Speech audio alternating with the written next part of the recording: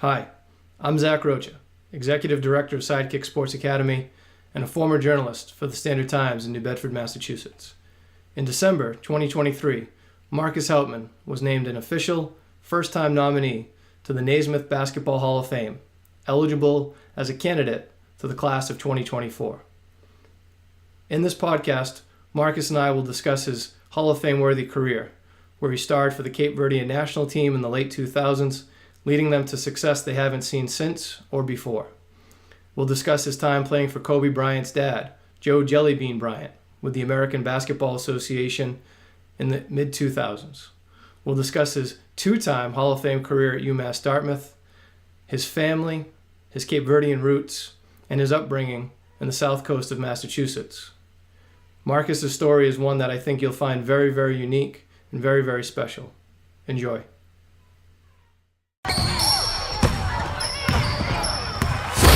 So it was about 2 days before Christmas, and I am just closing up my evening and, getting ready for the holiday weekend.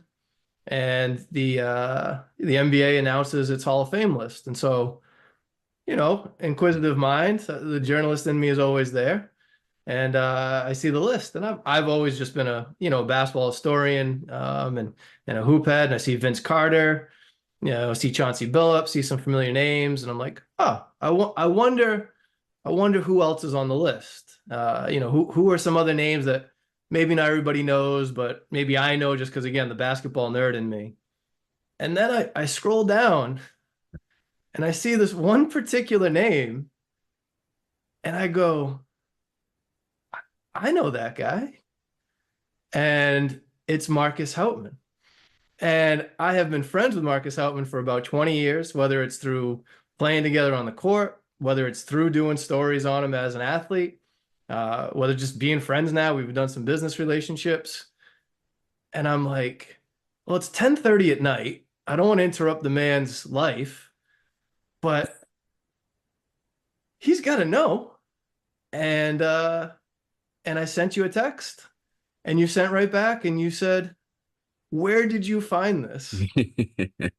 I said NBA.com. And then we texted. I gave you a call and just kind of talked me through finding out. I was honored to be the guy, I guess, to deliver good news and tell me what's going through your head since you found out a few weeks ago that you are officially an eligible candidate for the Naismith Basketball Hall of Fame class of 2024. Imagine that one. So you give me a call, you give me that text, and I go, first it was a screenshot, and I'm like, okay, he got some names there. I'm thinking they're just doing some recognition of African basketball.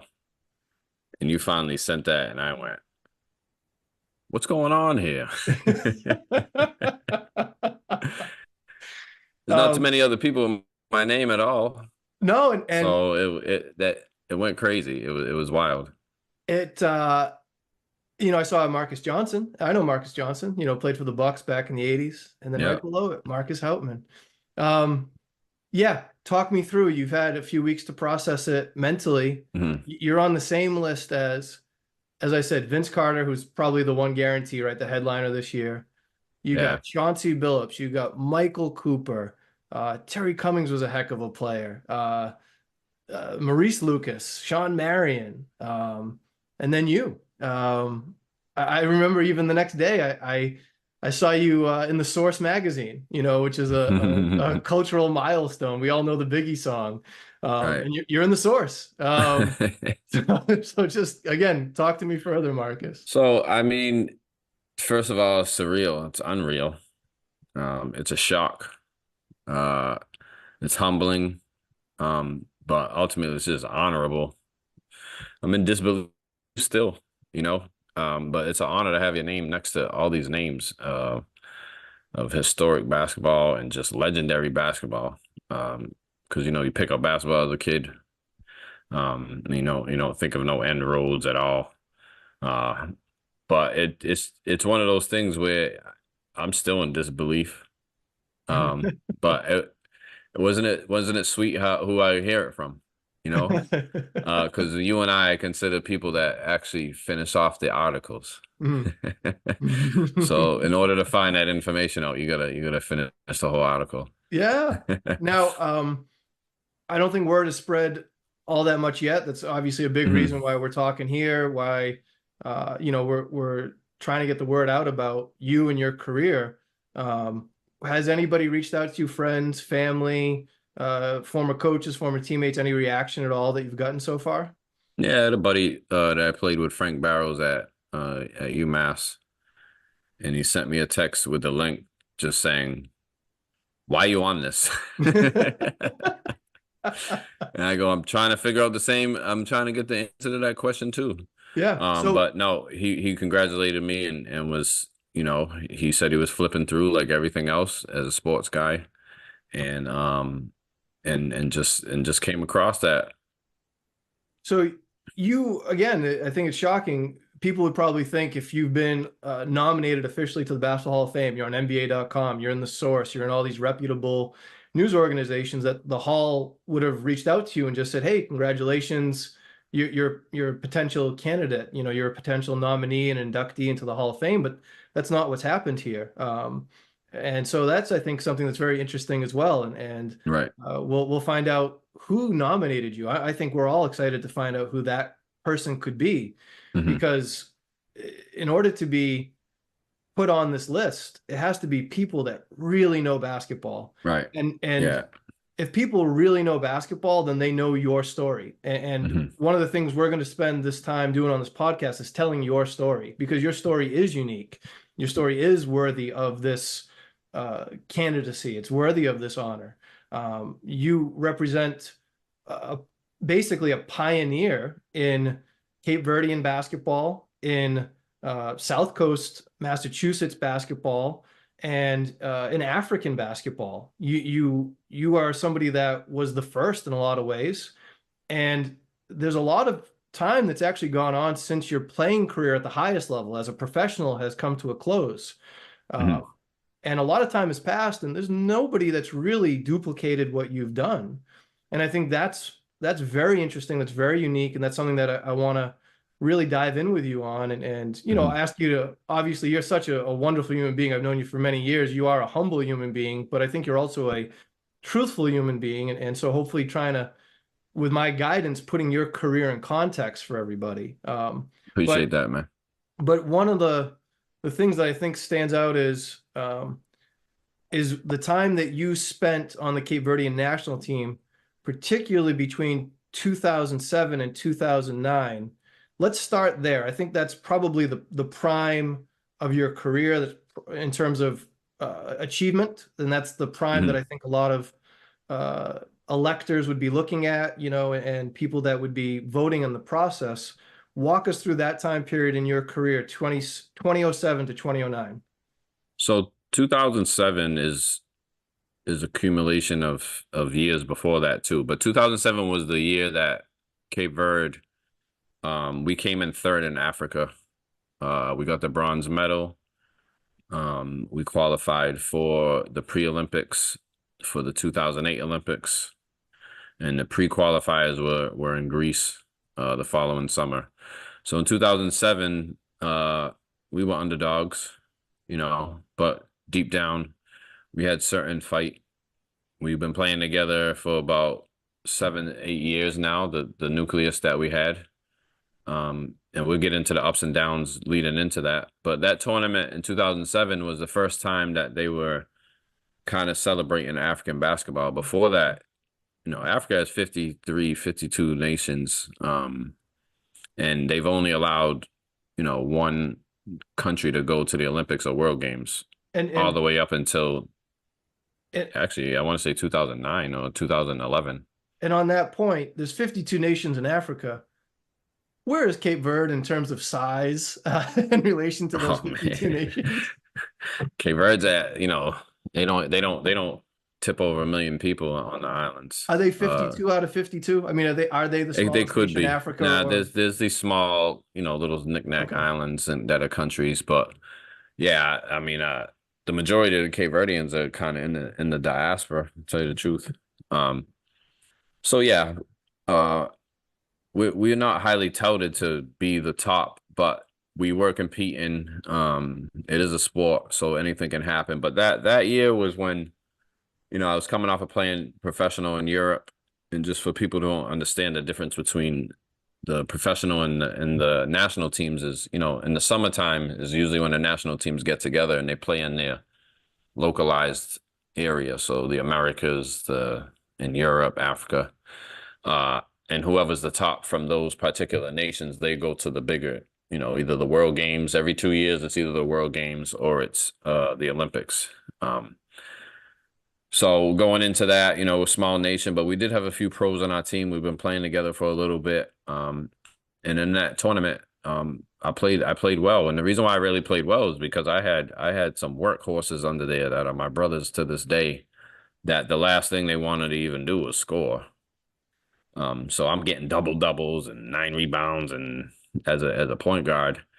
And, it's because those guys were down there, carving out that area so I can just come in there and just kind of do my thing.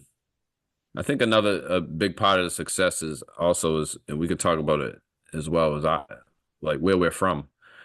Um, we're combo guards that can kind of do it all, but nobody really gets over 6 feet in New Bedford. And I happen to be the one. I always tell people when they say, "Hey, man, like where you from or how you play," because we have mid range, we can go from 1 to 2 at any time. And I said that everybody plays where I'm from. I just happen to be the one that was 6'3". 6'3", Um, 195 pounds. That was your right. playing white when you were in your Yeah, I prime, was a right? big guard.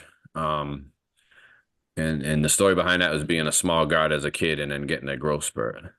But just going back to that, as far as playing, and so we play against Angola, play against Morocco, but it's crazy to play and represent your country in general or your family because of the story of your ancestors.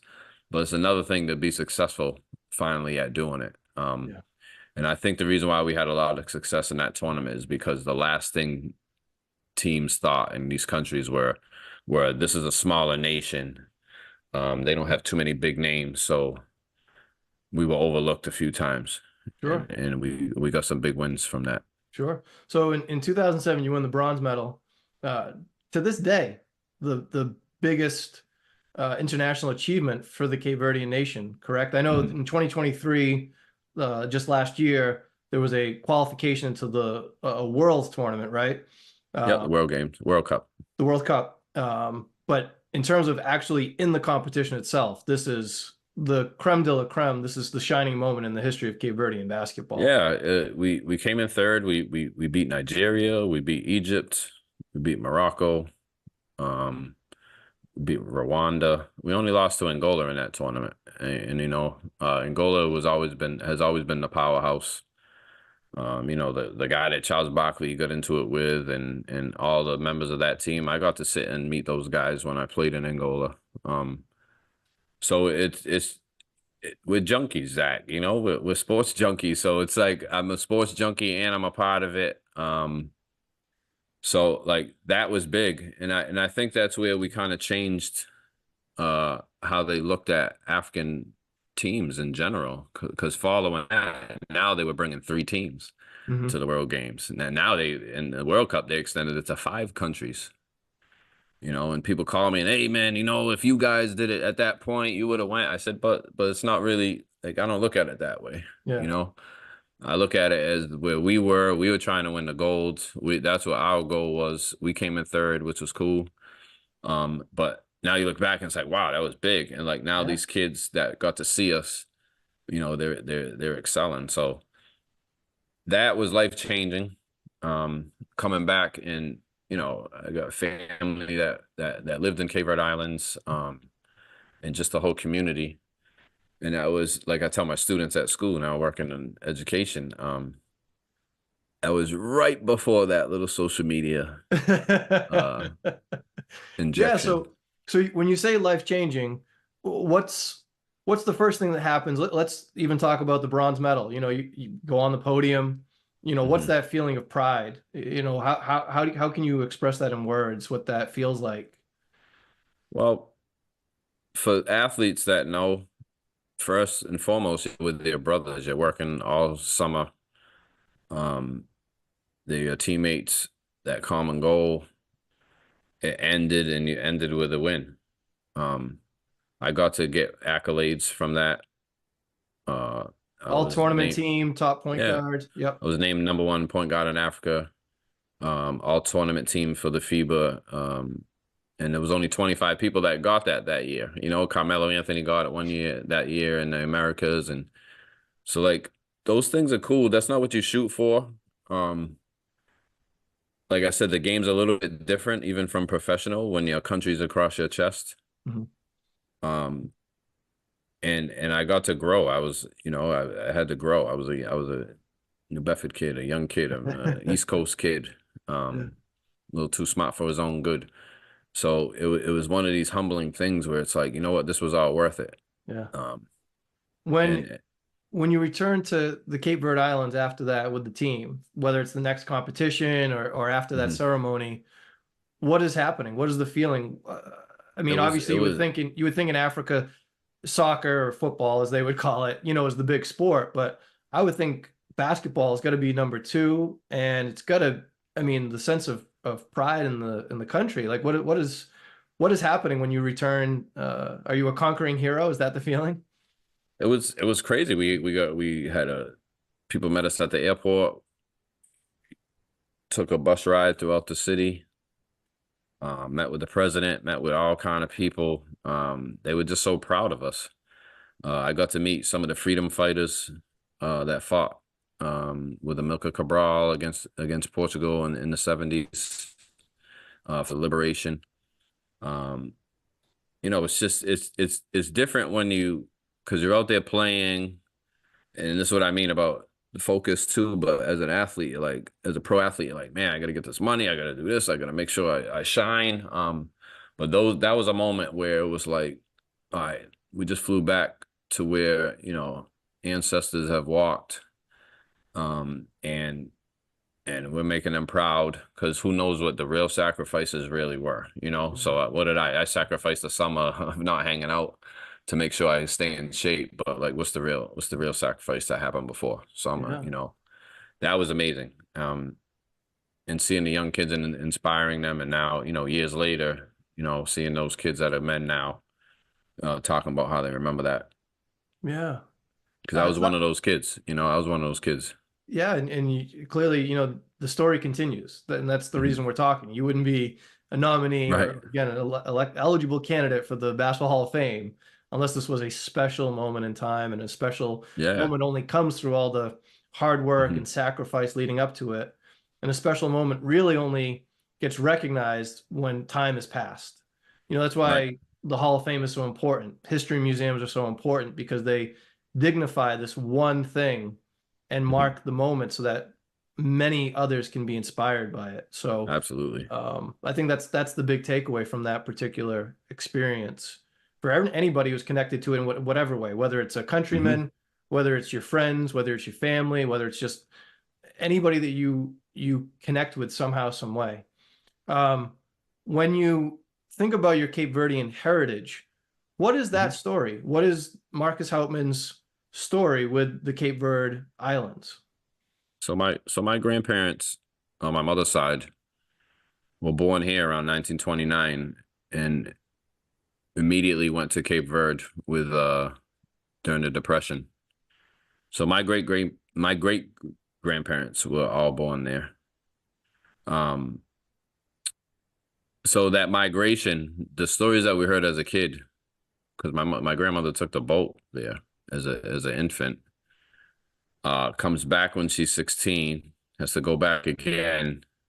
And there's these stories of how they lost at sea and all this perseverance as a kid, and how ancestors are and older people. You look at them and you're like, man, you went through that, and they're like, yeah, but that's nothing. We had to do what we needed to do. So I was intrigued by that side. My father's side, is the Houtman side, is half Cape Verdean. My grandfather, the Houtman side, um, and the other half is like from the islands, St. Lucia and the Bahama areas and all that. But my grandmother, my father's mother, her family and her their descendants from Cape Verde Islands too. Um, so we have it all around us. We do have relatives that still do go back and forth. So like just hearing of all that, it was nothing but hard work that was in the background. It was nothing but toughness that people went through and no complaints and all for the next generation and people smiling after they did it, you know? So that influence when we did eventually get an opportunity to go there, she always talked about how Cape Verde was and you hear about the islands and just the weather and never really thought about basketball going there as a kid, but just always thought about like, wow, man, like I could never take a boat, a couple times and get lost at sea for 5 or 6 weeks. And you just think like, what would it take to do that? And then my father's side, like her mother, my father's grandmother, she sold everything and just flew to the United States from Cape Verde. They were rich out there. They had land. So there was a lot of risk taking. That's what I pulled out young. Like, wow, we're risk takers. Hmm. Like the females, they went and did what they needed to do. And there was no complaining. The men were tough as nails. Um, so I think that just that background of you kind of got to finish whatever you start, no matter what, was so deep. And us personally, similar to your family. Like there's a certain way we're gonna live. You can daydream, you can be a star, you can think of this, but there's certain things that we have already done, and you are gonna continue this. Sure. So, Now, now you obviously, when people read about, and we'll get into the basketball part, the fun part, right? mhm, Um, the you had a natural athletic ability. We have several coaches that have expressed that about your playing style, and all the different coaches you had, from Joe Jellybean Bryant, Kobe Bryant's dad, who mhm, you played for, in the ABA, the Boston mhm. Frenzy, around that same period, the 2007 time frame. Yeah. You had that from your national team coach with the Cape Verde. You had that at UMass Dartmouth with Brian Baptiste, Mhm. a Hall of Famer in his own right. He's been Right. coaching there for forever, Mhm, and has done a great job there. And your coaches, FC Porto and the other places you play professionally, mhm. natural athletic ability. Um, that's not what gets you into the Hall of Fame, though. It's the work ethic. It's the ability to take whatever natural skills you've been blessed with by birth and maximizing those. And that doesn't come without a great sacrifice to the body, to the brain, to the emotional spirit to overcome things. So when you describe the way that your family came from Cape Verde over to New Bedford, Massachusetts, where most of them have settled in your immediate family. This sounds like these are the things that helped you to be successful. Um, when it comes to your family itself, you said you didn't think about basketball when you go to the islands and back, but obviously somewhere along the way, basketball became a very, very big part of your life. When and what is your Mhm. first basketball memory, if you still have it? So to touch on the work ethic thing, you're absolutely right with that. When you see, I was lucky enough to see people they made that a way of life. So by the time you did get to ball and you find out, wow, I got to put some work in. Thank God I did see it deep down. Um, but my first memories are um being in the projects with my dad, playing ball, um, and him shooting with us. And I don't remember like when we first shot around, but I did start maybe recalling about maybe 5 or 6 where we started going different places and everybody knew him as a shooter. Like they knew my father as a certain individual. Like, and my father's real humble, but it was like, hey, how we doing? Hey, what's up? You gonna do this? We gonna play here? And I'm like, what's going on here? And my dad was humble, but as a baller, he had his his ego there too, and he said, "This is what happens if you do what you're supposed to do." So I think one of the first memories I do remember is shooting in the West End playground on Hillman Street in New Bedford, the old Volk outside court. So it's funny because there was no nets, um, and these guys are hitting. All these 70s. I was raised by 70s cats. That's what I tell these students because they're like, "Man, I thought you were younger, Mister. You're all over me." I said, "Listen, I was raised by 70s cats, and what they did was they hung out and shot around, and they were marksmen. So I just recall learning that you shoot it, if you miss it, and you get the rebound, you give it to that guy. He takes his layup. Now it's your turn to shoot. Yeah. If you shoot and you basically get to shoot until you miss. So I'm scrambling to get a rebound. I miss it. Somebody else shoots it. Somebody else gets a rebound. Finally, I go grab the rebound, and because I didn't realize it went in, I grabbed the rebound and I go to my father's friend. I go, why aren't you taking your layup?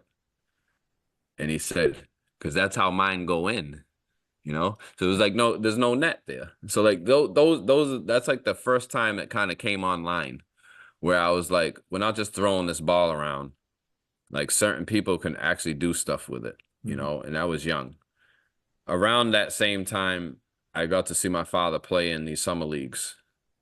And my father shot from wherever, and his form was always the same, and he was a lefty. So you shoot from near half court, could shoot close off the backboard. They could just do that, and we played horse all day, every day. So like that's when I was like, all right, when do I get to play on a team? And then you get to go to the Boys and Girls Club, 7, 8, 9. So like, it was just cool to be around these legends. I didn't realize they were legends in their own right out here. Because what's the highest level of organized ball that your dad played? So my father played a year at UMass Dartmouth.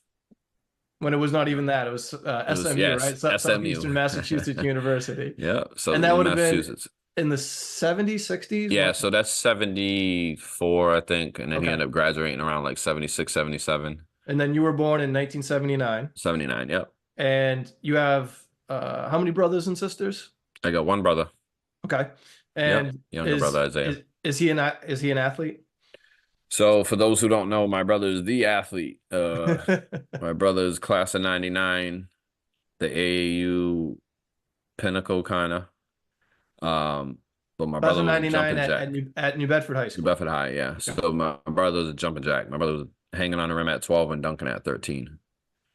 And who's older and who's younger? And I'm younger. I mean, I'm older. He was younger than me. I'm 18 months older than him. So we started dunking kind of at the same time. I'm like going into my sophomore year.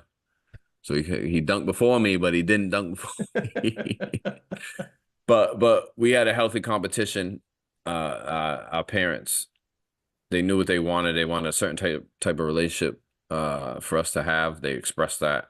They knew that going in. But we kept each other polished. That said, who would win one-on-one more often at the park or in the driveway? Like who won those? Well, it was me because I was older at first. So 18 Okay. months when when you're 13, you're a little bit. But then that changed quick. That's what I mean. We end up creating a monster. So my brother played as a freshman in high school. An excellent athlete. Such a good athlete that instead of picking basketball, he ended up running Division I track at Holy Cross. And Wow. I was a track coach. Wow. So family's close, But Now, as far as being around these legends in this certain era of, you're gonna have to work at it. You're gonna be able to work at it as long as your responsibilities are done. If your responsibilities are done, then I just love being around those type of gentlemen. Sure. Now, was your mother an athlete too? Is that where you also have some of the genetic support? No, my mother was an athlete. My mother was a model for a little bit. That's where I do get a little bit of the stretch height. My mother's 5'9". Okay. My father was 6 feet. Okay. But no, my mother was just a sweet lady, and another hard worker, and an organized individual. and believe it or not, she had the attitude of an athlete. Yeah. Like, get over it. Get Yeah. over it. There's more games. Yeah. And if you can't get over it, then you're done. Yeah. Then you don't And deserve it. and it sounds You know it what I sounds like mean? these were instilled young to you. Oh, extremely young. So you fall in love with basketball. At what point did you know you were maybe not even just good, but you knew you were Mhm. special? Like at what point does that click for you as a basketball player? Well, like around 11 or 12, I could see that scoring kind of came easy. Um, I think it's because of the lessons I was getting from the older gentlemen. Um, them playing me one-on-one for real, not like hardcore where I'm getting hurt, but pushing me to certain extents and saying, this is why you got to get to this spot. So I learned about spots early. I'm known as a three-point shooter, but I get mine underneath a lot, and that's how I accumulate a lot of points because I can just go get a basket. Mhm. Um, Defense was the other side. We knew going in, um, and this is probably attributed to my dad, just right now, complaining early at the Boys and Girls Club, like, oh, the ref didn't do this and da da da, and my father just sitting here going, hey, you guys could have won 2-0. Mm, You could be on fire on defense every game. yeah. So these type of things, but around I think it was 12 or 11 or 12, I played in the tournament. I had like 20, I mean, I had 20, we had like 28 or something. It's like one of those. And I'm like, wow, man, like, and people coming up to me, and then that's my father was like, so yeah, you scored pretty easy today, huh? And I'm like, yeah, man, he goes, well, I can be playing with 9 and 10 year olds, and you ain't gonna beat SHI without a jump shot. So it crushed me, but at the same time, he humbled me. And then the next day, we went and bought weights at BJ's. I remember going to get weights and working on doing wrist exercises, and squeezing it, and making sure that I could get the lift and then shoot instead of just the whole momentum, and then starting at 5 feet and going from 5 feet to 6 feet and not getting to 10 feet for months, um, and perfecting that and learning about arc as a kid. So I think my dad saw stuff in us. Definitely knew we were going to be good athletes. Um, but he knew the long game of the parent. He sat way in the corner, and if we looked at him, we were coming out the gym. So it was more of like be focused, understand where you're at. But I'd say about 12 or 13 where I'm like, hold on, I can do something with this, Yeah. but I was small. Um, When you, I had back issues as a kid. I don't know if you knew that, I was born mm, C-section. I was born breech. I was okay. born out first. Um so I was double jointed. I ended up being C-section, and this is where my brother passed me. This is about, I want to say like 12 or 13. We go, my mother's like, something's up, because I'm sitting there like, all baggy and slouched out, and then Isaiah passed me, and she's like, hold on, this kid's 18 months older than him. I know he had a growth spurt, but he shouldn't be. So what we did, we went and saw a doctor, and I was this close to wearing a back brace, man.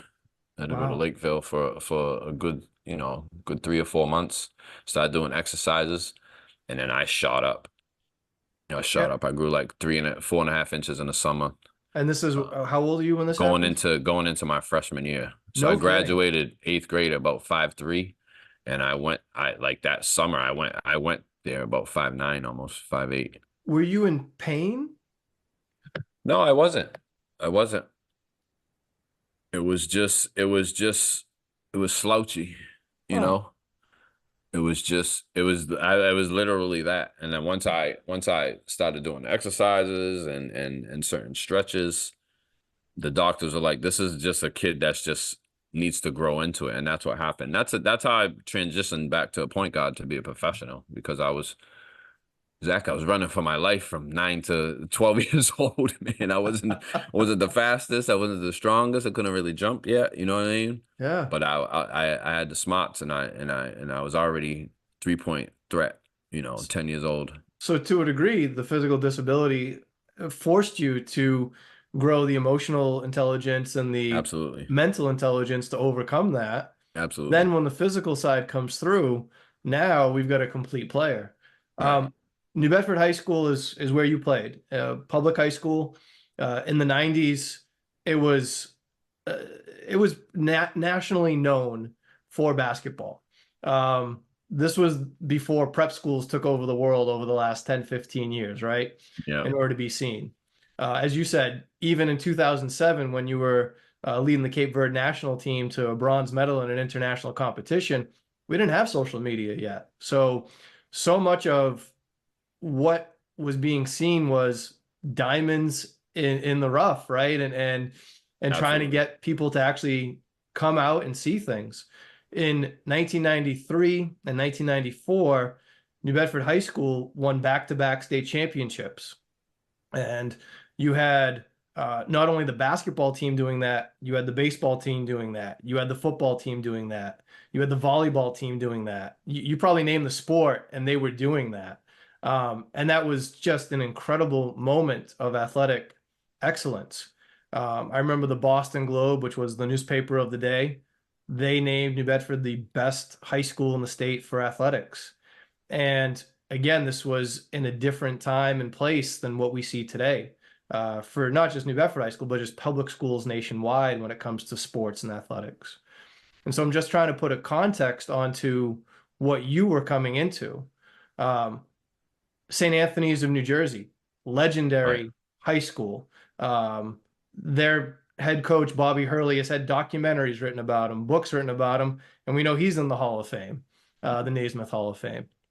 He took his team to New Bedford to play the Whalers on a Saturday afternoon. Mhm. I mean, we're talking, this is the height of high school basketball in America. Marcus Wills was a star at a young age, was a sophomore when they won that first state championship, went on to score over 1,000 points in college Division One. And the rivalry at the time between New Bedford High School and the neighboring town, Fall River, which was called Durfee Absolutely. High School, the line was out the parking lot, not even out the door to the gym, Absolutely. out the parking lot to see high school basketball. It was similar to what high school football in Texas, I imagine it to Absolutely. be. And so Durfee at the time was led by Chris Herron, who went on to play in the NBA, has become very famous for some documentaries written, or shouldn't say written, but Hmm. broadcast about him and his overcoming drug addiction.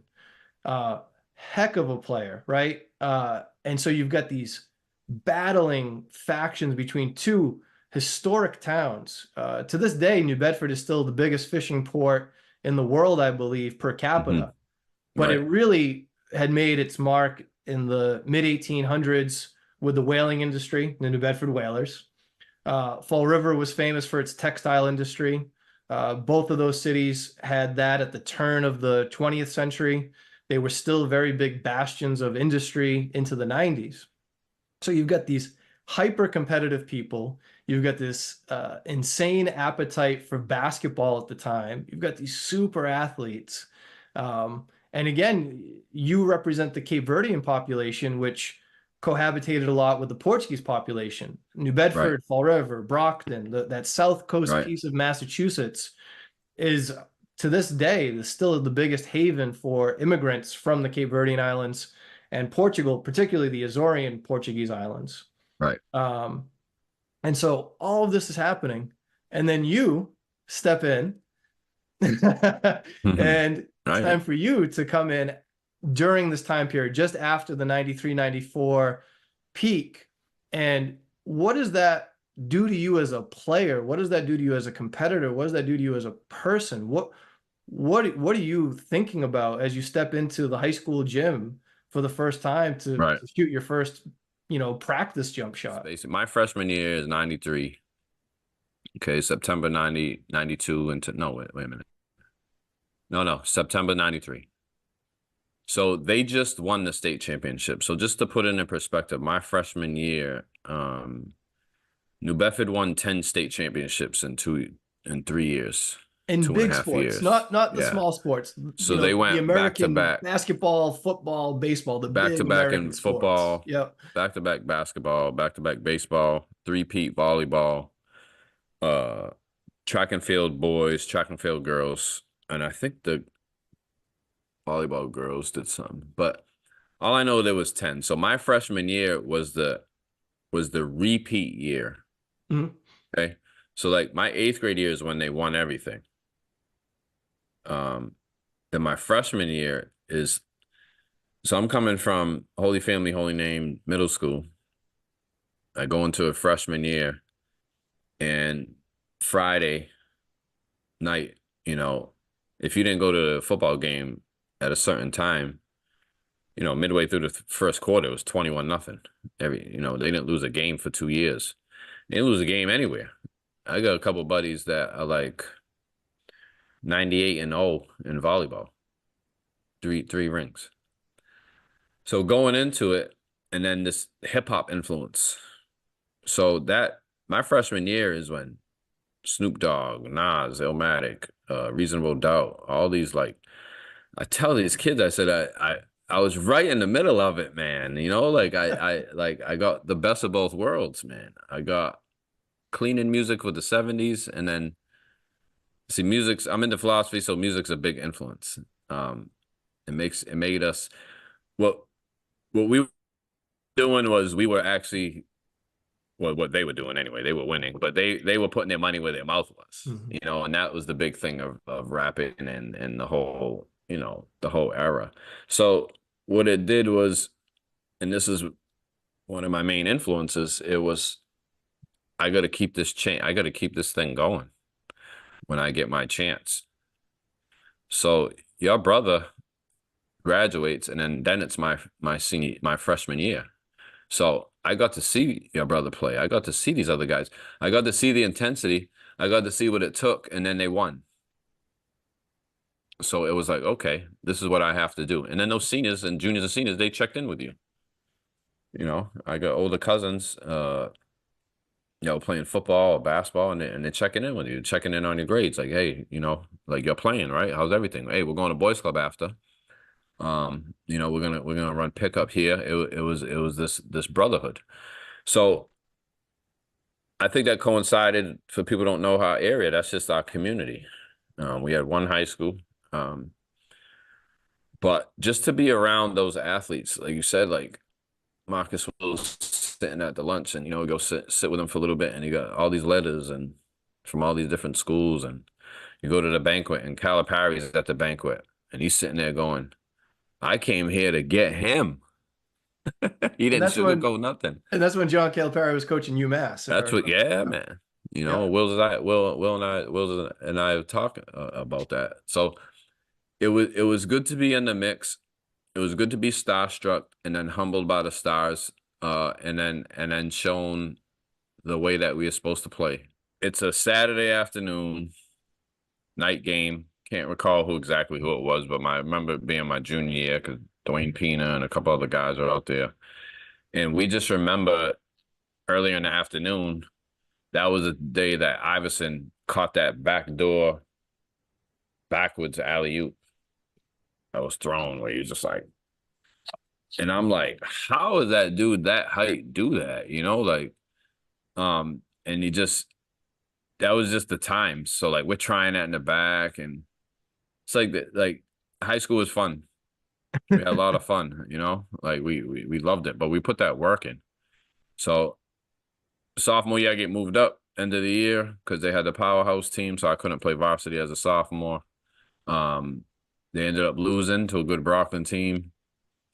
And then the next year, I got to play. I didn't score 1,000 points in high school, but it was one of those experiences where, it is nothing like teammates. I felt like we went as far. We could have won it. We lost to the state champs. We lost to Taunton that one year. But we still upheld, New Bedford Pride basketball and where we're from, and people still talk about, those teams. So Now, that was a big influence. your junior year, you're on varsity, so you spent 2 years on varsity, as we said, a very competitive high school program at that time. Mhm. And what do you remember about your junior year in particular? Were you starting at shooting guard, point guard? Were you So coming off my the junior bench? year, it took me about 8, 9 games to start to try and earn that spot. There's a competitive individual in front of me. Tim Perry is senior scorer. Any other school, he'd be all everything. That was just the level of athletes that we had in our area. Um, so I worked for that. My senior year, I averaged like 24. We were an excellent team. Fell short at UMass Boston. Um, but I wasn't really highly recruited like that. You know, the AAU was starting up, but Mhm. it like my parents, they they didn't want it to be some pipe dream of who this kid thinks he is, you know? And I applaud them on how they did that. You know, they didn't bust my ego, but we were putting in our heads earlier that we were gonna go to school for school. Mhm. My brother and I are math guys. So I was like, yeah, I should be probably get a scholarship, but it's 97, Zach. You know what I'm saying? Like we don't, There you was know, no recruiting websites out there. You weren't just sending your video nonstop. right. Either your high school coach is reaching out through their, web, the college coach is reaching back, maybe a journalist, gets your name out there. Right. There was no streamline of the Nah. process. It was sometimes the day that the coach showed up, if you played bad that day, well, there it went. Yeah. Sometimes if you played well and the coach is looking at another player. I mean, it was a Or different you only get seen because recruiting they situation. saw Yes. another player, Yeah. Bruiser Flint from UMass Amherst. I remember I have a quote somewhere in my scrapbook saying, I don't even know who this kid is. I just heard he could light it up when he went to go see me play against when I went to see, when he went to see Jonathan DePina from South Boston, who was their recruit. He went to just go see him play because he knew it was a big game, and they were like, "What's up with Houtman?" And he's like, "I don't know. I just heard he can shoot it." Like I was already past that I was part of that learning process. Yeah. Later, that pushed me, you Yeah. know, So later in life. let's talk a little bit about where you end up eventually, Mhm. but you mentioned you're a math guy. I mean, always been a good student. That was never a concern for where you were gonna whether you were gonna qualify to play as we sometimes hear about student athletes, especially at that time period, right? Um, but where where were you looking? How did you end Mhm. up where you ended up? And talk us through that process. Well, I wanted to play basketball in college, but nobody really did that in our family like that. Hmm. And the hype was starting. You know, this is the other side of hip hop where it's good that you can feel a certain way and want to do things and use art to express yourself. But then there's this other side of laziness that comes with it as well. And my parents were on that. So it was more of like, what was the best financial decision for us to try to get an education? Um, like I said, I wasn't really recruited like that. I didn't understand how it really worked. Hmm. I remember visiting Bentley, but visiting them more on the business administration side and not like directly through the coach. And it wasn't until I played in like an all-star game after, you know, I'm dunking all over people in an all-star game that like Merrimack or one of these other D2 schools are like, hey, whoa, what's going on here? But once again, if I brought that back to the home, structured home, hard workers, um, is that a pipe dream or isn't it? You know, like these are your options. Like you got into Northeastern, it's tough to get it, tough to pay for that school. Um, I think it was Curry College, a Division III school. UMass Dartmouth was always the backup plan. Um, and then I got into Stonehill College, and they had a great package because that's when they were trying to, I think, do a admirable job of trying to get more diversity with students in there. Hmm. Um, we didn't know about it as much. Um, And I don't think that was the main reason why I got into that school, but that is one of the main reasons why it was more affordable. Mhm. And I was able to go there. And I think that when I went there, because I wasn't a recruit, I fell under a walk on. You know, that was my introduction to the business of basketball. Yeah, and that's it's so interesting that you again yes, people aren't seen and people are seen. It's an interesting time, but you're scoring 24 points per game for a perennial, powerhouse in the state, a Division I school. New Bedford High School is there's been times in the last 40 years where it's been the biggest public high school this side of the Mississippi River, on the east side of the Mississippi River. So it's not like it's a small place. Mhm. So to be a standout just there and then a standout in the community, it's just it's a mind boggle to look back, right, through the history 25 years ago and think, how are you Mhm. not, getting seen by somebody?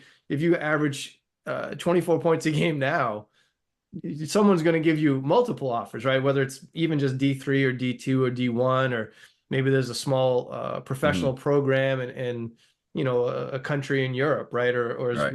we'll talk about more about Africa or South America, the Brazilian league or an Mhm. Argentine league or something like that. So again, it's a little bit as you say it's very interesting to just look at and try to put your career into this time capsule and try to express why it is so unique, why you are such a pioneer in this regard. Mhm. Even during that 93, 94 stretch, um, you don't really, you get a lot of guys getting views, but there wasn't anybody launching themselves directly to the NBA through that pipeline or directly to Right. Major League Baseball or directly to the NFL. There was guys who uh, had Division I looks or Division II looks or Division III looks, but it wasn't, you know, like it is today, where we know Right. about somebody at the age of 12, like we know about Right. somebody at the age of 10, rivals.com or Mhm. ESPN.com, top 300, right? Like these kids are anointed at such a young age. Right. Um, so anyway, just to again provide some historical context for people watching this. Well, yeah, I mean it's looking back, yeah, obviously. But we didn't 97, I think it's almost like to '01 where you don't realize what the financial benefit of that is. So Yeah, once that started happening, yeah. now you can look and see the trickle effect of, all right, now we got to get these kids ready as a freshman. You got to get Hmm. them ready. Like, we got KG coming in, or you got these you just saw you saw what. And then also I want to say television had a little bit of more of effect of that too. So Hmm. you have cable networks coming um in this repeat of being able to see the same thing over and over again, and introduction of like ESPN types. And like before it was just local news where you heard about the kid, and other than that you had to be kind of maybe in a big area, maybe like leading up to like 95, 96, 97. It was Don't a forget the rules of AAU were 10th grade. You had to be a freshman or sophomore that played in on varsity to go play ninth and 10th grade AAU. It was like a 2 summer window. That was it. You played in ninth grade, played as a sophomore, and it's like, okay, that kid is so and so for Boston this, and he's gonna go somewhere, and now he's this junior. Like that was it. Then I want to say that my era, particularly like my grade, 98, 97, 98, 99, is where it was like, hold on, this is the pipeline. And I think it lasted for like 3 or 4 good years, Mhm. where it was like, all right, hold on, this is, and then now you see what leads into the LeBrons and and those like real AAU kids that I Yeah. would say. When you say AAU, again, to put it in context, I remember Buddies, I remember BABC. There wasn't many other AAU programs. It wasn't like there's an AAU program every town, every city. This was a completely different uh, field of play, completely different field of play than what you have today. And you really had to earn it, or you had to be spotted at the right space at the right time. And a lot of people fell Crazy. through the cracks. It was very easy to Hmm. do because of the platforms and what the opportunities were in that regard. So being a prep star, getting, like you said, it sounds like this one all-star game, this one time that people could see you and you performed. And it's just Hmm. an interesting thing to speak about. Well, let's Yeah. talk about Stonehill. And I Hmm. know it was not a long time that you stayed there, but touch on that if you can briefly, Stonehill, your time there. great experience. Stonehill's Division 2. So third day of school, we got lifting and shooting, and I'm excited. I'm like, wow, look at this. Like, I was excited just as a freshman in high school to practice every day. I was used to the Boys and Girls Club where you had one practice a week, you know? So I was just excited. Some people hate practice. I love practice. Yeah. So Stonehill was right into it, and it was tough because I was a walk-on. So I was talented. I was doing well in pickup run, and I'm like, wow, all right, cool. I'm gonna be able to make this team. I had that mentality of, and just to add to the AAU thing too, not to just destroy AAU, but families were different back when we in the Hmm. 90s. Like you weren't just s- sending off 11 weekends, Hmm. you know, ultimately being an expense. Um, so never mind not having the money. But you get this when I got to Stonehill, I'm like, wow, I just love the college experience. Uh, I love being a part of that, being part of the team, and that whole climb from getting there all the way into like once the season started, I was totally in love with.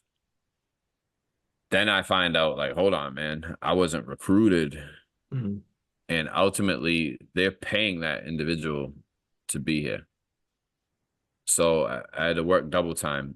Another thing was the coach, I didn't really meet him. So like now I'm learning about that part of it, and I happen to have one of those tougher military type coaches that kind of walked into a job. Hmm. The coach before that had passed. Long story short, we have a hell of a team. We end up being 22nd in the nation. I get a couple minutes here and there towards the end of the game. Um, uh, we got a sophomore on our team by the name of Sean Fine, Hmm. out of the Cape. He's getting 45. Him and I are battling. I'm like, man, I wish I could be out there with him, you know. Yeah. So after my freshman year, And you guys made the Sweet 16 that year as well. Yep. absolutely. Yep. So I think we come in second in the league, but we end up winning and getting a bid to the NCAAs, and we get to the Sweet 16 and losing like it was like double overtime when we Yeah. lost. It's crazy. Um, but after that, people started leaving. Hmm. So Sean Light leaves and he goes to Georgia Tech. We're like, what? I'm like, is that even? So now we're starting to enter into this stuff, Zach, that's happening all day, every day now. Um, so he leaves, another kid leaves. So I'm like, all right, well, at least I'll get my shot. Didn't get the shot I thought I wanted. Hmm. Talked to the coach. He said maybe junior, senior year, you can do your thing. I'm going to my dad, like, hey man. He's like, give it another shot. We go to a game, we're getting smacked. He didn't play me on purpose type of thing. Hmm. And I'm like, so let me check my eligibility because I want to go to junior college and try this out. Yeah, because this is not what we have now, the NILs and the nonstop transfer, and you don't have to sit out a day. This is if you're transferring, You got to do that right you got to away, and sit 1 year, and that could be there's a certain criteria, long, yeah, long process. Yeah. and like my situation is different because if it came up now, it would be open season. Uh-huh. So Yep. I end up quitting around December after that game. My father's like, you know what? It's whatever. I want to go to Division 3 because I go to look and I find out that my freshman year I played in about 7 or 8 games or 9 games or something like that. And then my sophomore year, I played like 1 minute of one game. So they were willing to make that 1 year altogether. You know what I mean? I'm like, what's going on here? But I Yeah. would have to transfer immediately and I had to transfer down. You had to go down from Division Yeah. Two So if to I Division sat out Three. and just finished at Stonehill, because that's what I was gonna do. Don't forget, I was there. My grades got me into the school. Hmm. So if I was just gonna finish out and then see what that summer would maybe go to a junior college near Boston or try to go to a Division II or try to go one. Um, because I saw the training and I saw my body starting to change and I knew it was a process, but I didn't feel like I was getting a fair shot. And Sure. everybody was leaving too. Coach was leaving. So I find out if I don't transfer down, I'm gonna lose like 2 years of eligibility. Like that hurt because I didn't even play. So I decided to go to UMass Dartmouth. I play right away. Um, and then I had like, what do they call it? How does that process happen? I mean, you get to play right away. Obviously you've been training for a year, even though you're not getting the minutes in the games, but you're at a good program, in terms of results. How are you received at the Division III program as a transfer, especially during this time frame where transferring is not the norm? Mid-season, How did that right? affect the culture? How does the coach receive you? I mean, that had to have been an extremely difficult decision to make. It was tough. It was tough. I did well right away. So like we had a tournament in Virginia. I got like all tournament team. They're like, wow, this is all we're missing.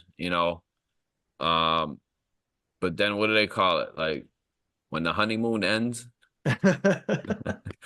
So it hit me like a ton of bricks when school started because it was just ball from like after Christmas and you got these 3 or 4 weeks. But then when school started and I'm like, damn, like, like it hit me where I'm like, I felt like I was better than that. And Brian Baptiste did one of the best things ever. He sat me. He just sat me. He goes, you know what? You're doing better coming off the bench. And then he did it to see what I would really do too. And what I did was, you know, I got screamed at by my uncle and my father one day after one of the games, and they were like, "You're not playing like you're the best on the court, so I don't even know why you're playing." It was short and sweet with those guys, and I respected them as a kid. So that changed me. So I went right back to, you know what? These are the minutes I'm getting. This is what I deserve. So I'm gonna make the most of it while I'm out there. And I did well. I did better, but I could have did a lot better. We didn't win that league that year, and that was like the first time in like how many years they didn't win it.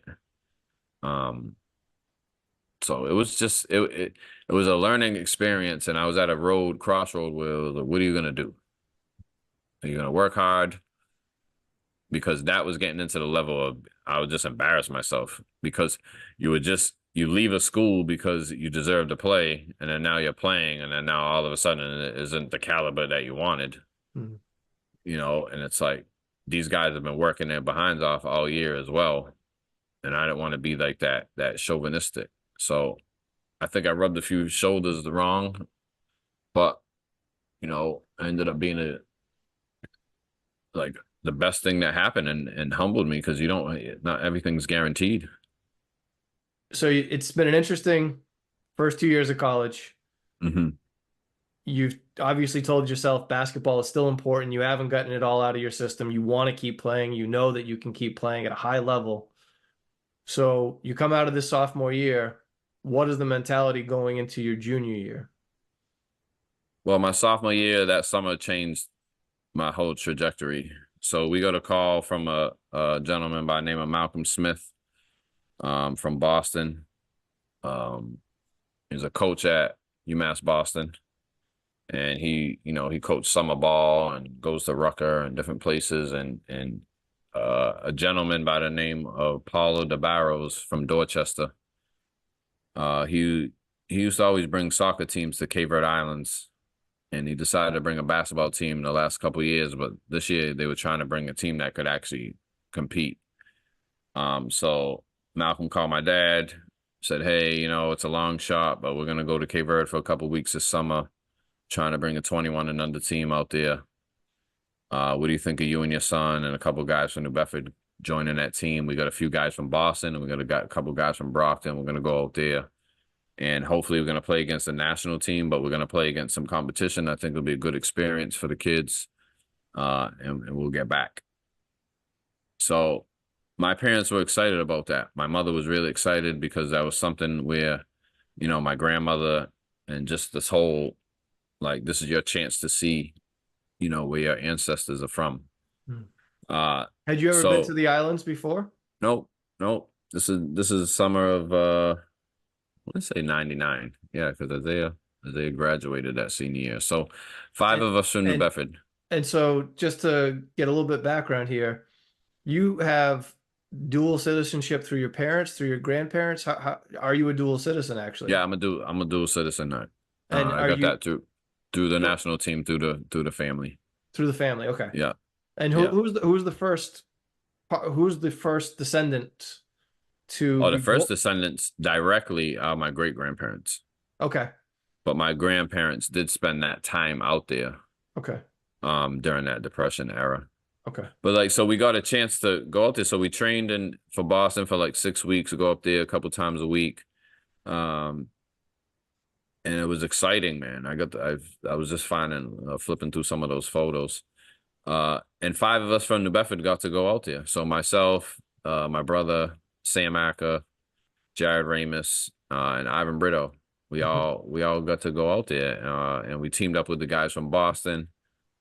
We went to Sile Island at first, played a little bit out there. Then we went to Pryor, the mainland, and we played against the junior national team.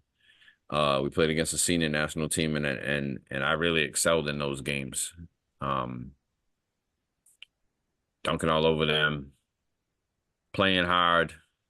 We lost both games. We got to see what international basketball was, the pace, the strength, the toughness of it, the difference of the refs, the fact that, you know, the game just goes on. You can't just call timeouts in the middle of the game. Mhm. The heat, you know, being in Africa. But when we first got there, something just went through us because, you know, it's something where our ancestors really walked, and it's Africa, not, you know, we weren't raised on these race wars. We understood that things weren't cool for minorities, and we understand that a lot of things weren't even, but we weren't raised as victims. So when we get there, it was something goes through you when you see where your, you know, when your family, where you guys come from, and then getting to meet people. So I fell in love with the country immediately. And after those games, I played exceptionally well. They asked me to join the national team and go to Angola for what the African championships were. And the senior national team, correct? Yep, the senior national team. And, So I and called my parents. what year is this? This is 99, the summer of 99. 99. Okay. So they had the qualifiers in Angola. Now Angola was just finishing the 29-year war of Diamond War out there. So it was a war zone. Deep down, I didn't want to go anyway because I was ready to go home because I'm a 19-year-old kid or 20. What was I? Yeah, 19, 20. Yeah. And I'm like, I want to get back to the States. I love it out here. It was cool to see where we're from, but you know, I got to get back. There's $75 to call mom for 3 minutes. Oh, the days, Um, man. Wow, what a time right. capsule, huh? Yeah, man. So I call my parents. I go, listen, I did well. They want me to join the national team. I think I'm gonna do it. You know, my mother, get back here. You're not leaving school. You're not doing this. And I'm like, no, mom, it's not that. It's the national team. It's just a couple weeks. They try to compete, they try to go to Olympics. They don't, you know what I mean? I said, but deep down, Angola, they were saying how you might have to hold your breath in the shower. You might have to watch certain stuff because they still have live war zones. I wasn't feeling that. So I came back. I told them, yeah, we can talk about it. So every 2 years following that, I go back and play at UMass, not to skip over the UMass stuff. But then in 2001, when it happened, that's when I went out there in the summers as a player. Okay. So that sophomore year, that summer changed everything because now we played against men, and coming back to UMass Dartmouth, I had a clearer head. I understood, like, listen, I did get into the business school. And I had this goal of I want to finish school. But like now I had a little bit more of an edge where it was like, all right, the D2 thing, I got out of my system. It is what it is. It didn't work out. Get over it. You did get to play at a high level this summer. Now let's put it together. You know, be a good teammate. And in my junior year, we had a great team. We had because of the non-transfer protocols or whatever you want to call it, we had like 4 or 5 guys that were scholarship guys at Division II schools and low D1 schools. And we all played together. We became brothers. We loved it. Division III, you gotta love the game, Mhm. because you're paying. Uh, and we won my senior year. Put it this way, we didn't lose a game for 2 years at home. Wow. My senior year, we had 25-3, #2 in the country. Um, and it was just, bro, I've been lucky to play with great teammates, man. Like that's the thing I miss the most, you know, is hanging with teammates. I got to be so many different teammates. I mean, Mhm. have so many different teammates. It's a special culture to play. When Hmm. everyone's got that common goal, you're wearing the same Absolutely. uniform. And again, we're touching upon a career that it started with family for you, right? And you're Absolutely. representing the last name, on the back of your Hmm. jersey. Then you go in and you represent your town. Now you're talking about representing, you went to UMass Dartmouth, which is still your community. It's not like you went Absolutely. away for college. You're still Right. representing your community and you're representing them on a national stage. Now, while that's happening, you've been introduced to your, heritage, your ancestors, as you said it, and now you've got to represent the national team. So you've had this trajectory where you're constantly being asked to just play a game, right? Basketball is just a game, That's a game. but what you're doing with the game is more than just the game because Right. you have to, sometimes the ball is going to bounce your way, sometimes it's not. But what are the controllables? And you can control being a good teammate, you can control working hard, you can control playing with respect. And if you aren't doing those things, it's just that simple. You're not going to be the reason why we're even speaking in the first place, a candidate for any sort of Hall of Fame. So at UMass Dartmouth, as you touched upon, you were an NABC, National Association of Basketball Coaches, All-American Division III. You averaged 19 points per game. You scored 1,250 points in a little over 2 years of eligibility, which is a lot of Hmm. points. Um, you get the team to the Sweet 16. You didn't win the whole thing, but you got them to the Sweet 16, which let's put it in context now that time has gone on. You yourself were inducted into the UMass Dartmouth Athletic Hall of Fame for your career. Hmm. That team itself, the 2001 team, was inducted into the UMass Dartmouth Athletic Hall of Fame. That's how historic Hmm. success that was. So, looking back on that, and you say, yes, you get these individual accolades, but it comes through the mechanism of a team, and it comes through a team sport. It comes through a sense of understanding where you belong in the greater scope of this whole thing. Hmm. Um, when we try to now equate that just for a moment, just to touch on this, when you think about being nominated to the Basketball Hall of Fame, having gone through at least just this part of your career thus far, and we'll go through your professional side next and your national team side next, do you see how your name represents more than just Marques Houtman? Like, does that really start to register as you have gone back in time and taken this moment of reflection? Oh, absolutely. Absolutely. I owe it to many people.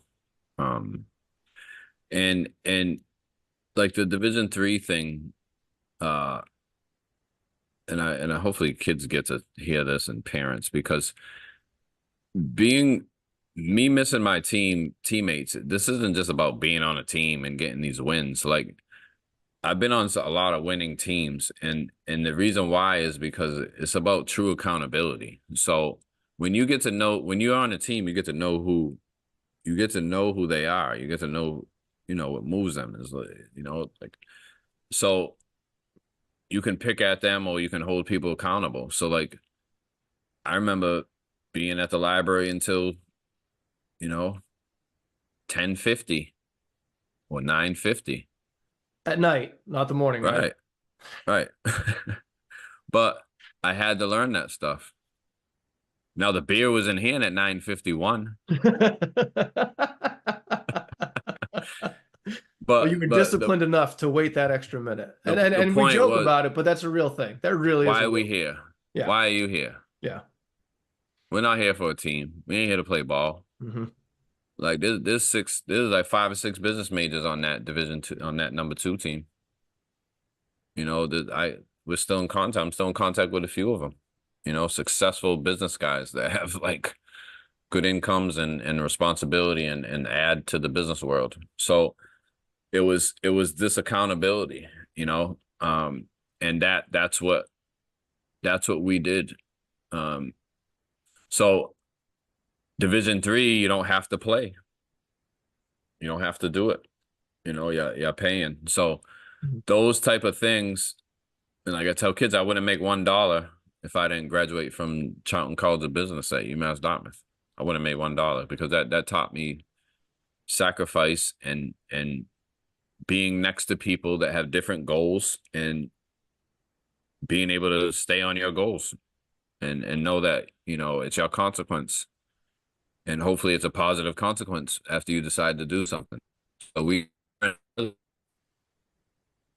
so it was easy to be able to scream at somebody on your team because they just screamed at you and what it wasn't a low blow. It was this family that we're trying to, you know, that we're trying to just keep with. So that's what's missing, you know, like, oh, they lost by 4 the other day. I was listening to one of the kids talk and at the school, and we lost by 4 and they were up 11. And it's because that's eye contact time, man. The last 5 minutes of the game. That's Zach, man. We good? Mhm. You know, because in the pros, we look at you and then you got to go. If you ain't ready, you got to go. Well, you Mhm. should bow out because this now, you know, and you got livelihood on the line. Yeah. So that like I said, it's always gonna come back to that. I've been on great teams, but the great teams, I don't think it would be for everybody. You know what I'm saying? Mhm. It's it's tough. It's easy to look and say, oh yeah, they just blew that team out, but it's because you didn't realize that something happened to somebody's father earlier, Mhm. and at least he could say something to the team because some of that stuff stays in, and that's what all these kids are dealing with. Yeah. So, No, again, it's the global game. You know, it's yep. an important game for so many reasons. It's a great connector of cultures. It's a great connector of people. It's a challenge. It's not as simple as just putting a ball in a hole, right? It is that simple, but it's not that simple, Right. and It's both. that's that's Exactly. that's the context that stories like yours, tell. Mhm. And that's a very very interesting take, and it's very appreciated that you would share it in that way. Mhm. Um, let's get back to your now out of college. Mhm. You are you still got something clearly in the tank. You still got something clearly in the system to Right. keep playing. You said that coming out of that summer after your sophomore year, where you made that trip to the Cape Verde Islands with some friends and other members of the Massachusetts community, that you said, I'm going to play every 2 years for the national team. So walk us through that first time in 2003. You played in the FIBA pre-qualifying tournament in Senegal. You scored 24 points against Senegal, 18 points against Mali. You're still very young, right? We're talking you're 22 years old at this point, Mhm. and how do you handle that pressure, especially for, again, we've talked about this, the reason that you're even a candidate for the Hall of Fame in the first place is that Cape Verde has never had this kind of success before, right? Mhm. 2003 is 4 years before you earn that honor, before the national team earns that bronze medal in the Mhm. Africa Cup. So what does that feel like in 2003, your first real time playing for the senior national team in competition? And how did you find that you were able to have success on the court so quickly? Well, to back up, so in 2000, I failed to mention, so UMass Dartmouth, we traveled to Portugal. Okay. We were one of the first D3 teams to go out there. We played against in a tournament against the junior pro teams out there that I'm still friends with some of them guys. I ended up playing against them in the pros and playing with some of them. But so we go out there. That's where we really became we became a family, that team. And then our senior year, we just went, we went and we had an excellent run. Uh, so that's going into my senior year. Then I played with the national team at the end of my senior year in back like May of 2001.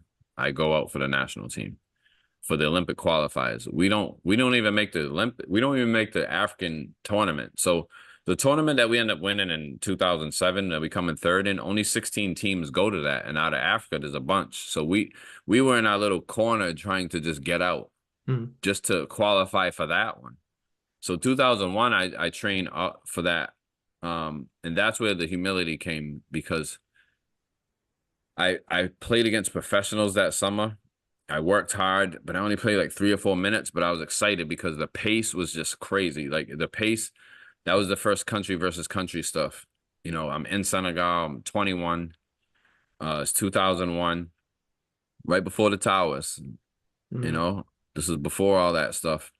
So I was just excited to be out there, and I had to play the one. And I'm like, wow, this pace, and I was just happy to get it up and over half court, and talking to the coaches, and they were like, you know what, you did all right. So when I went back home, and I'm getting ready to graduate, and I have an MIS degree, Information Systems Management. A lot of people are coming out of school to make 70,000, 80,000, and I come home one day and I go to my parents and I go, I'm not going to Boston. I'm not going to work. I'm gonna go try this Portuguese league. It's only 1,200 a month, so 1,500 a month. It was supposed to be 2,000 or whatever. And they're like, my mother's like, you gotta be kidding me. But like, this kid type of thing, you Mhm. know? But being the wonderful people that they are, they sat there and said, you did what we've asked you to do when it comes to your education. So we back you, you know? So I went out to Portugal in October of 2003, I think, because I had to finish at UMass. Mhm. And I go out there with Benfica and I get cut. Well, I couldn't make a team. It was too late. I come back. My father's like, oh my God, man, it felt so bad for me. But know what happens, Zach? I saw the process. Mhm. I saw what it was. And I said, I'm gonna be fine. I see the gap. Like definitely thought I could play in the NBA. But I was like, I see this gap. I see what it is, and I see the life that they're living. Like they're not. It's a life I want to try out. So I come back, stay in shape. I end up getting a call about a month later. That's with Benfica. Didn't work out with them. I went to the second division. Um, got stiffed on half my contract. Didn't read the contract. Next thing you know, I'm not going home for Christmas. Stuff like that, man. Mom getting sick, aunt's getting sick. Um, but stiffed on half of the deal. But guess what, man? Playing ball every day. Mhm. I'm an avid reader, love philosophy, love all this other stuff. I'm reading all day. I'm in heaven. Um, so I enjoyed it. I got better. I felt as though I could move forward with it. I averaged 20 in that second division. I'm still fighting this Division 3 tag, trying to, To be clear, college Division 3 in America. yes, college, right, The Division exactly. Two you're speaking about is in Europe, Right. The in the second professional division leagues. Yep. Portuguese league. Just to clarify. Now I'm fighting, exactly. Thank you. I'm fighting the fact that I'm a Division 3 basketball player from the States versus Division 1 is just going to get that deal. Yeah. So I'm getting ready to sign back in Portugal. Um, for the first division, I did earn a deal with one of the teams that we did play against that were watching me, and I was ready to sign, and then I got a call from uh, a gentleman by the name of Dan Savage, and out of the Cape, and he said, "Hey man, I'm starting this ABA team, and guess who's the coach?" I'm like, who? Said Joe Jellybean Bryant, Kobe Bryant's father. And I'm signing a couple of the N1 guys, and I want to sign you playing at UMass Dartmouth. We're playing in New Bedford area in Boston. It's called the Boston Frenzy. It's the American Basketball Association that's making a little comeback. Red, white, and I blue think it'll be ball. good. Red, white, and blue ball. You didn't grow the afro though. Pardon Couldn't do it. me. I cut my own hair, so I got no patience. So long story short, I played that season with Jellybean. Our team ended up folding. Was But a good talk about that.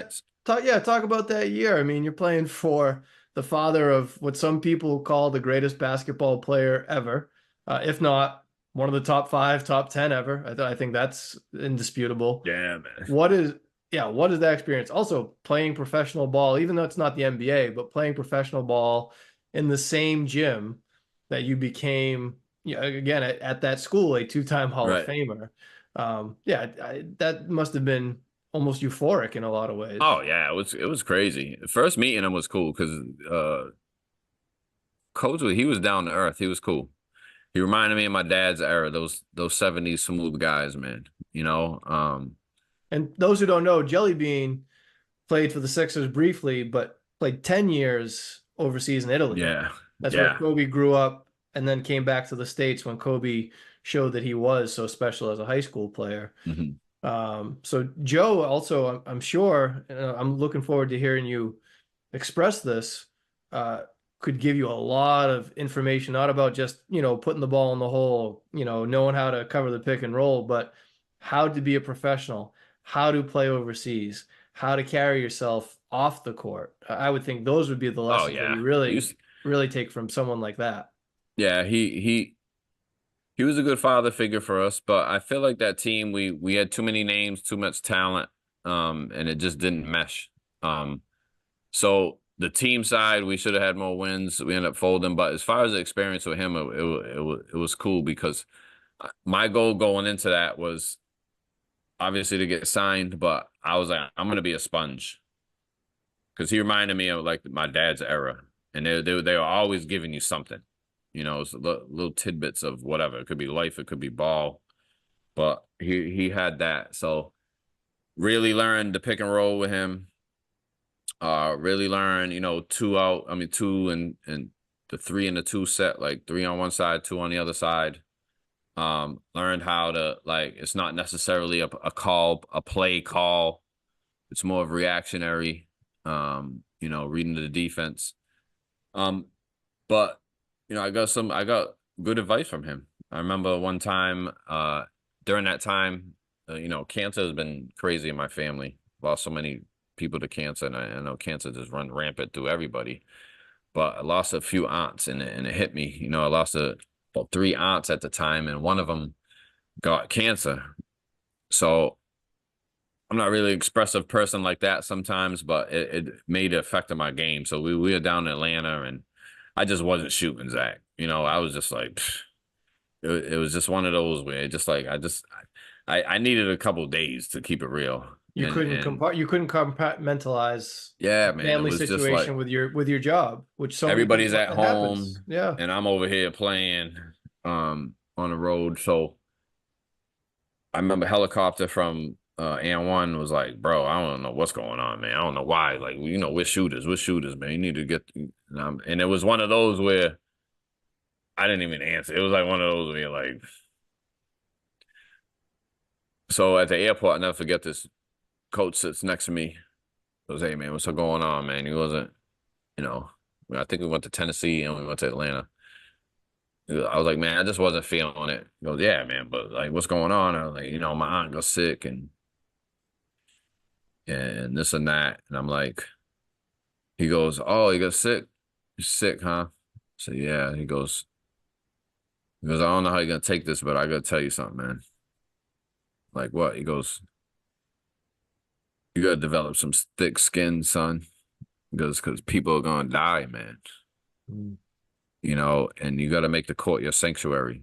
Mm. And he got even closer to me, and he was just like, do you see what my son's going through? And at that time, Kobe was going back and forth, because he had a unfortunate situation, court case. And he's like, he's going from the courtroom to the court and getting 40. And he said it again. He goes, you're going to the court, to the court and getting 40. He goes, when you cross those lines, you got it. Something got to happen to you, because if not, then it's going to be taken. Mhm. So I'm thinking, whoa, hold on, man. He's right. There's certain things in life that you can't control. What am I going to do with it? Because there's going to be more coming. So that's a major thing I took from him. And the other thing was, how to handle yourself as a professional. Mhm. Um, and how to lose, man. We lost a few games. It was a lot of hype. It was a lot of fun. Mhm. Um, I had a blast. Moses Malone's son played on that team. It was cool. But after that, I'm like, hold on, if I'm gonna be, I gotta get back over, because I gotta get back overseas, because now ABA is only paying you from November to March, and then it's not guaranteed. Like in Europe, they get you out there September all the way to May. Um, the league is longer, one game a week, or here and there, but it was just more structured. So Yeah. that's why I ended up going, back over. So talk to me about how long you played in Europe, where you played, some of the highlights, Mhm. how would you summarize your professional playing career? Any injuries that may have come in the way, any accolades that may have happened. I think just speak to what it's like to be a professional overseas. Do you speak another language? Do you speak I can Creole or understand Portuguese or the Creole and Portuguese. okay. Um, like I Because you're also doing this again, time capsule, at a time where Google Translate ain't a thing, right? Nothing. Yeah, I think Rosetta Stone was like the greatest thing that ever happened, but not everyone had access to it. Right, right. So how do you navigate that as a young man? Honestly, let's be honest. I didn't navigate it well. A lot, a lot happened. So I go from making nothing to go and playing with Jellybean. And then after that, what happened was I had some pitfalls there. So before I go back to Europe, that team folds, and I tried to come back around with them again. And ultimately, my money isn't right, so I'm inconveniencing people and not realizing it. So my parents said, you can't stay here, man. You got to go get your stuff together. You're a smart kid, but you ain't doing it here. And that was one of those things where it was like, hold on, man, that's right, man. I gotta figure this out. So I'm living with my aunt, getting my stuff in order. National team calls. There's a tournament in China called the Lusophone Games, And this is 2006. 2006. Yep. Because it really folded in 2005. I was playing with the 2004, but it was really like over with that. I missed a little deadline because I didn't sign by like December. So that's when I ended up lingering. Now you're just accumulating bills. Um, so long story short, get my act together. I play in that tournament in China. There's an opening in Porto that I signed with them. This is Um, FC Porto in the Portuguese first division. yep, first division league. Um, but once again, I didn't have my engine up right. I was close to getting cut. Um, I'll never forget the guard in front of me, Julian Blanks, out of Pennsylvania, hell of a guard. He came up to me. He was like, "Listen, man, they're looking at other guards, bro. So like, you need to turn it up if you go in there tomorrow. I'm just giving you a heads up, man, because you're a cool dude." And I'm like, "Damn, man, what the heck's going on?" The following day, for some reason, he gets pushed in a certain manner. It was a whack play, and he gets hurt. And coach didn't put me in for that whole first half because they were getting ready to get rid of me. And they had to put me in that second half. And we ended up getting a big win against Benfica. And I ended up staying, and I was that backup guard, and I started for about 22 games, kept it at, you know, kept us no like less than second place. After that, I played a national team in the summer, and that's when we win the bronze. And instead of going to Europe, and I was trying to sign in Spain, that's when I signed in Angola, in that national team there. Um, and that's like where that money came, man. And sometimes I didn't handle that right. Uh, so after playing in Greece in that summer, because we played in the pre-Olympics, played against New Zealand, we played against Germany, we played against Dirk Nowitzki, another Hall of Famer, you know, uh, true professional. After that, I came home, and this is something I do regret. I was upset at the playing time that I had in Greece, and I took off instead of going back to Cape Verde with the national team. I just flew home. I wasn't home for like 20 months. It was a quick decision.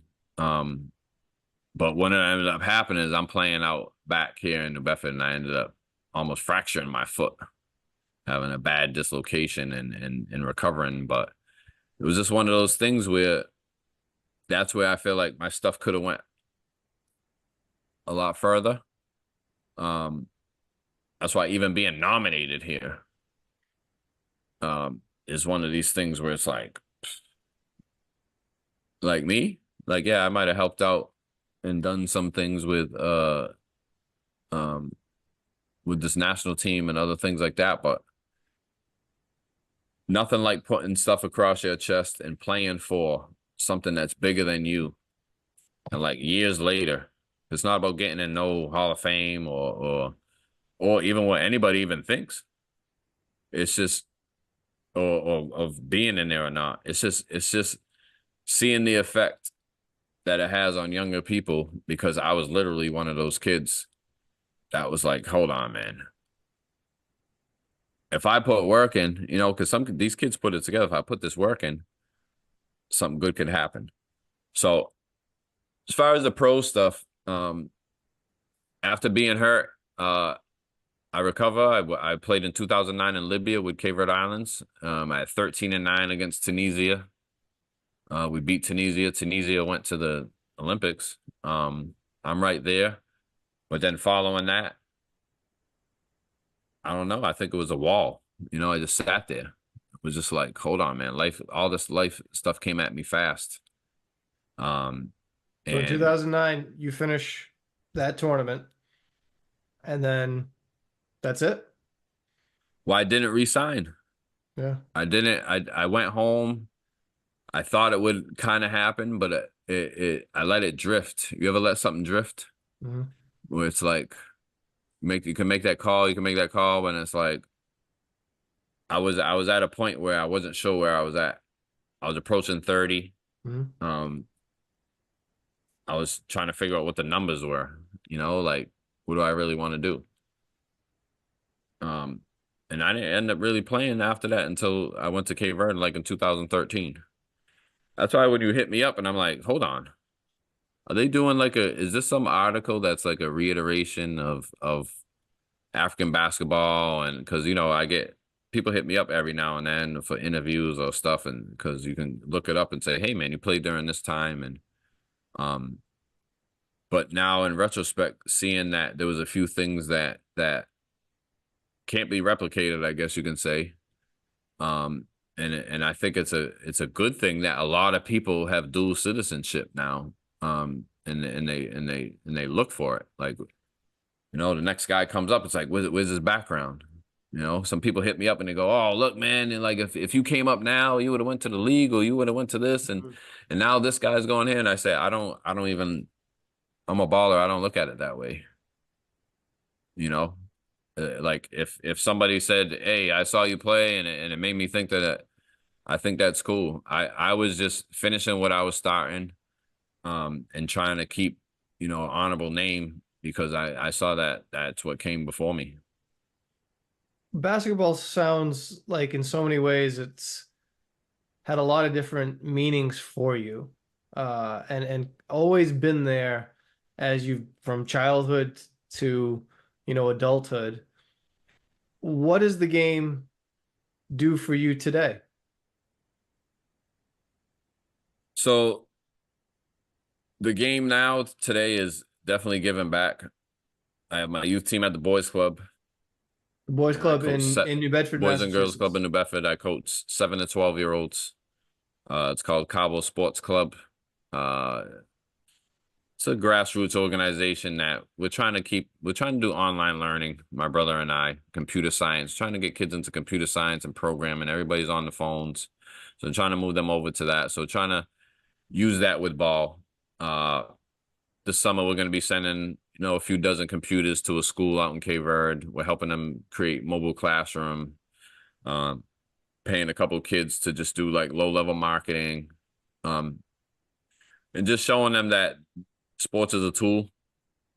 Um, Now, as far as me personally, I use it. I still do basketball workouts. I use it as a way to stay in shape. How often are you Um, working out with a basketball?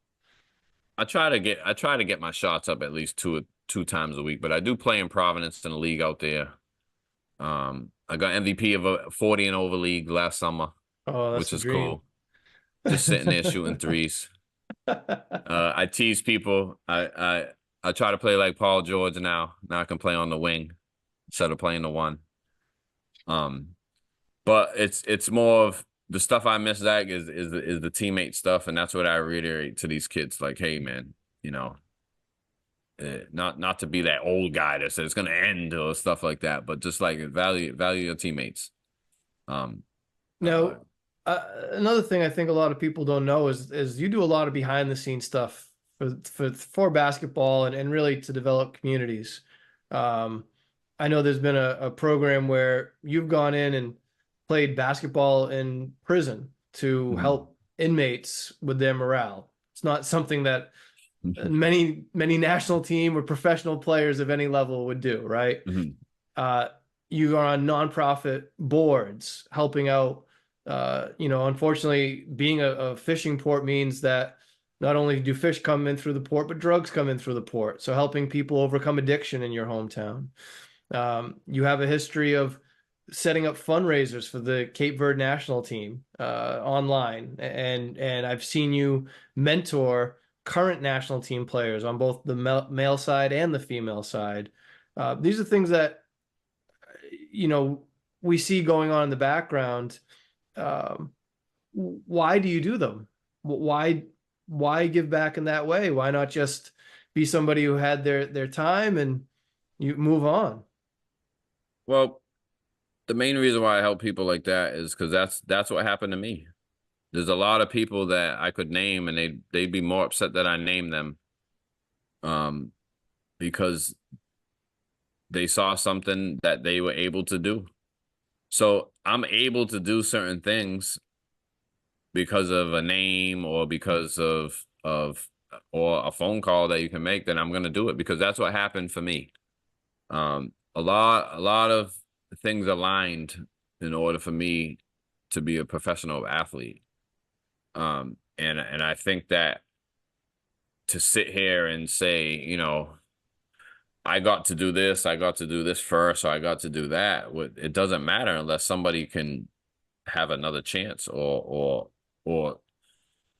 I'm not somebody that's gonna drive out of the way of a stick in the road. Okay. I'm gonna go move it away. Even if the next guy puts it back. Like I living out of the country in my 20s and growing up in my 20s kind of outside of here, it just makes you value stuff even more. So when somebody, you know, they can't take advantage of me, but they're gonna ask me for help. I'm gonna help them out, and I'm gonna hold them accountable. And so a lot of behind the scene things are what I heard behind the scenes. Suck it up, A lot of other people had it worse.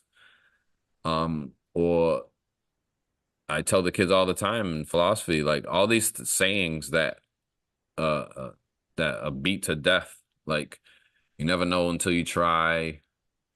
Um, if it isn't hard, it isn't worth it. Like all these like just because they're repeated and you know them, that doesn't mean that they're not profound when you hear them in that moment, as if it was the first time, you know? So I like bringing that to people because that's kind of my story. Like if you work your behind off, who knows what could happen?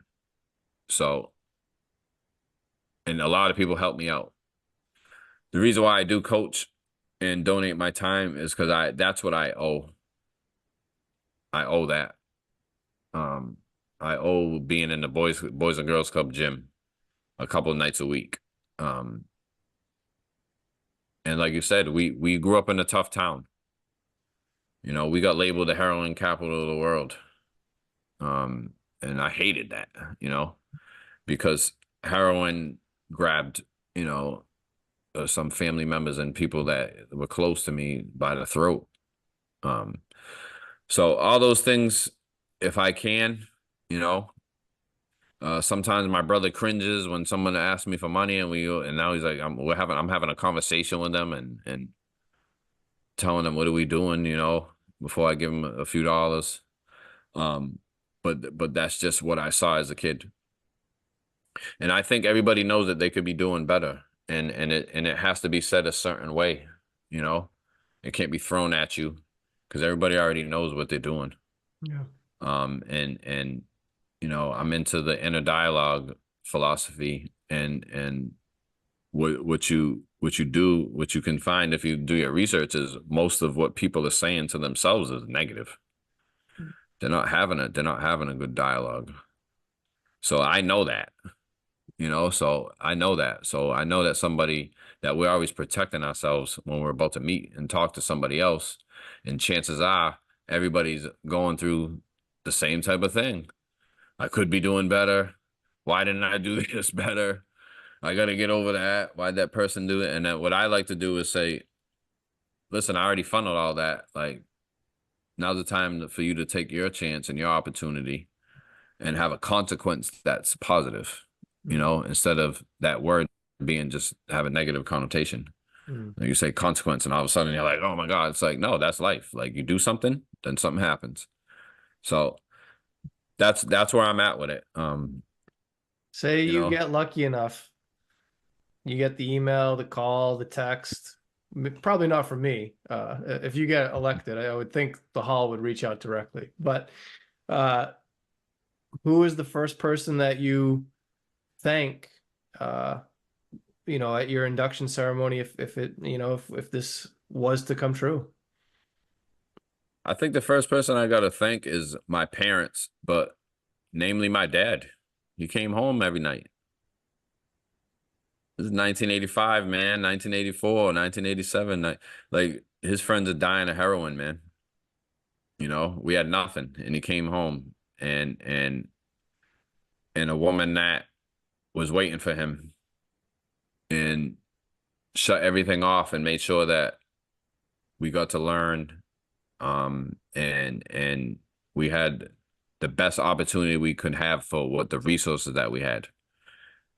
Um, so I owe I owe them more than they will ever know because it's you see what it is, man. It's not easy, you know. And for some reason they decided that they were gonna raise their kids, you know. And then you never know what could happen when you raise your kids. So like now, look, you got an athlete that other people are gonna realize he was an athlete, and like now they're gonna say, "Hey, you were an athlete. Congratulations at this." But the background stuff is how do you feel about yourself at any given time? Because that's ultimately what you end up dealing with other people. So I think what attributes, because a lot of people, and I've had my ups and downs, and you know, even my dad a few times, like, what's going on, man? What's wrong with you? You lost this, you lost that, and you're not like, I go, what am I supposed to do? Am I supposed to lose it? Like, I did that. You know, one of the main things I wanted to tell you is one of my main philosophies is I call it it's 51%. So no matter what in the scene, I owe 51% minimum of that scene. Even if somebody did me dirty or stole or whatever, like there's got to be a lopsided percentage where it's your responsibility. And that has nothing to do with the feeling isn't going to go away. You very well may be hurt, um, and the feeling might be justified. But in order to remember what happened, then you have to tip over. I'm at 99.9%. It was my fault. That's why I try not to mess up as much now. But when things were really rough, that's that philosophy, and that has gotten me got through a lot, because getting through stuff that don't go well opens up. There's always something that opens up. So Well, that's what I think about that.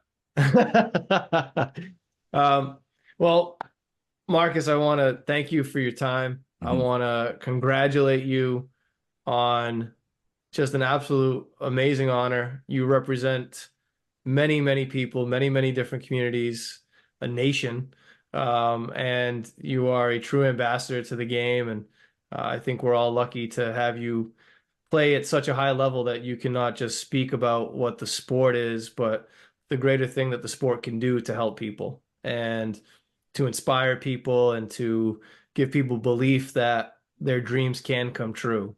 And I think that's a real amazing testament that you are the representative for all of us, who are dreamers and believers in this world. So thank you so much for your time and speaking with me. And let's hope for the best as we unveil your story to the world.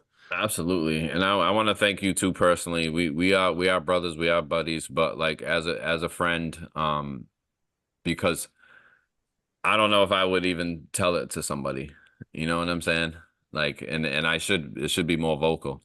But you push in and saying, "Hey man, this is how we can get this done. Let's just get this information out no matter what happens."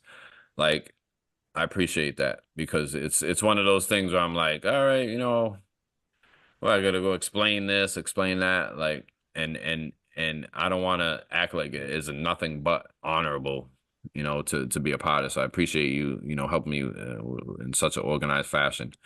And you got a beautiful family. Remember you since we were younger, man, and I'm happy for you, man. So I Uh, appreciate it. all the love and hugs, my friend. All the Yeah, love and for hugs. sure.